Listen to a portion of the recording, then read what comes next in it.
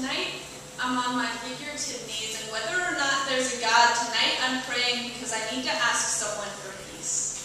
It wasn't because Niemah spilled her juice or karate chopped a spider web with a shoe, or even when she slapped another girl in the face. It was the way she looked after her time out when she told me that tomorrow she might try being nice.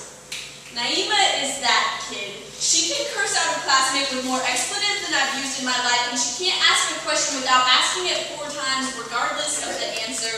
Nobody likes Niemah.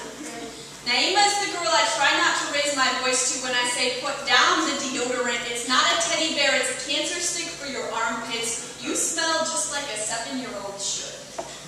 Niemah writes poems about apples and Jesus and the color blue. She writes each word like she believes she's spelling it right.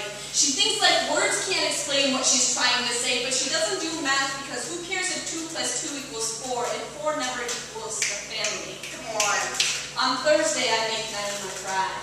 She wants to go home. She never wants to go home. She cries because the words in her head never add up to the sum of her heart. Words like undiagnosed and fetal alcohol never add up to a whole beautiful human being.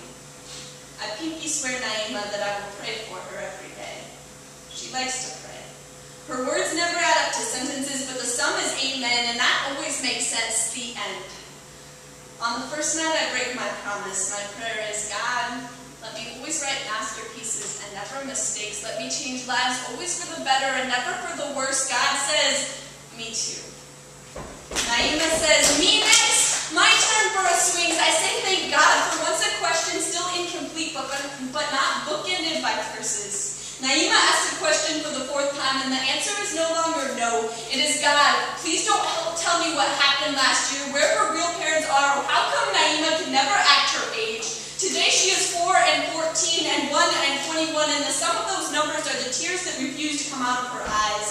The sum of her future is a vicious cycle, and I stop praying. I start asking God, who will be there to rearrange her equation? Who will write her a masterpiece and not a mistake? Who will tell her that mistakes are not tragedies, they are unfinished masterpieces? And tonight I end with silence. Like maybe God will offer some back to her. Maybe Niemah will hear words like silence and God louder than any others. Tonight I don't know how to ask that kind of justice from the universe, so I sit in silence and pray that God will hear it as loud as words, and my prayer goes on and on and on, and I never say amen because this is the type of